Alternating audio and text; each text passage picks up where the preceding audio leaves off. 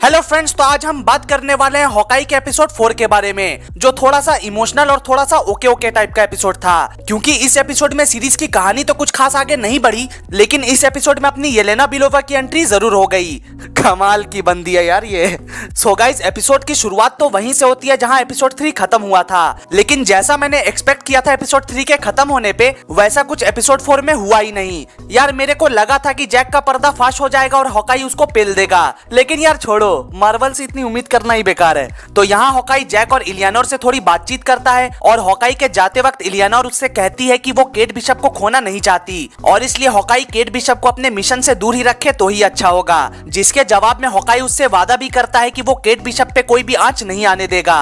फिर एपिसोड में आगे हॉकाई का डरावना पास्ट उसे याद आ रहा होता है, यानी कि ब्लैक विडो की मौत उसे बार बार हॉन्ट कर रही होती है। और यार जब ये ब्लैक विडो वाला सीन बार बार दिख रहा था, तभी मुझे अंदाजा लग गया था कि इस एपिसोड के लास्ट में येलेना बिलोवा की एंट्री भी जरूर होगी। तो दोस्तों, जब हॉकाई यही सारी चीजें याद कर रहा होता है, तब उसी वक्त केट बिशप उसके अपार्टमेंट में आ जाती है। और फिर एपिसोड में आगे हॉकाई उसे अपने पास्ट की स्टोरी बता रहा होता है कि किस तरह थैनोस की वजह से उसकी फैमिली उससे दूर हो गई थी, किस तरह ब्लैक विडो की मौत हो गई थी और किस तरह वो हॉकाई से रॉनिन बन गया था। तो यार हाँ, फाइनली वो एक्सेप्ट कर लेता है कि वही रॉनिन है, और साथ में वो ये भी बताता है कि वो कोई हीरो नहीं था बल्कि सिर्फ एक टूल था जिसे बुराई के खिलाफ यूज किया जा रहा था। और यार यहीं पे एक सीन में हॉकाई के हाथ में एक कॉफी मग भी है जिसपे लिखा हुआ है कि थैनोस वाज राइट। अब यार यही सेम चीज हमें फर्स्ट एपिसोड में भी दिखाई गई थी, जहां यही सेम डायलॉग टॉयलेट के वॉश बेसिन पे भी लिखा हुआ था। और अब एपिसोड 4 में भी इस डायलॉग को क्लियरली एक मर्चेंडाइज के रूप में दिखा दिया गया है, जिससे एक बात तो क्लियर हो जाती है कि अब दुनिया के सारे लोग दो ग्रुप्स में डिवाइड हो चुके हैं, जिनमें से एक ग्रुप एवेंजर्स को सपोर्ट करता है और दूसरा ग्रुप थैनोस को सपोर्ट करता है। क्योंकि इन्फिनिटी वॉर के एंड में जब आधी पॉपुलेशन खत्म हो गई थी, तो फिर जाहिर सी बात है कि बचे हुए लोगों के लिए रिसोर्सेस और अपॉर्चुनिटीज काफी ज्यादा बढ़ गई होगी।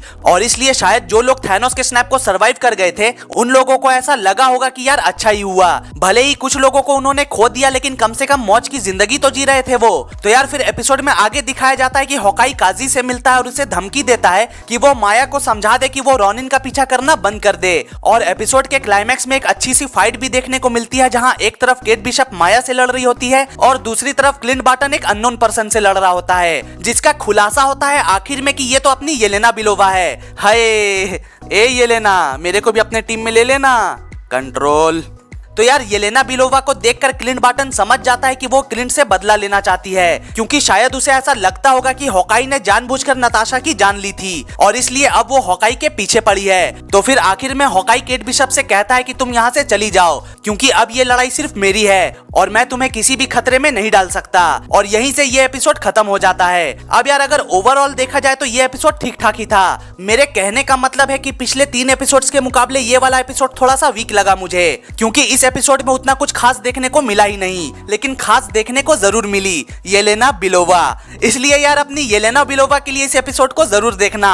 और बाकी आपको एपिसोड 4 कैसा लगा ये मुझे कमेंट्स में जरूर बताना, और जाने से पहले वीडियो को लाइक और चैनल को सब्सक्राइब भी जरूर कर देना। तो मिलते हैं अगली वीडियो में, तब तक के लिए गुड बाय, टेक केयर।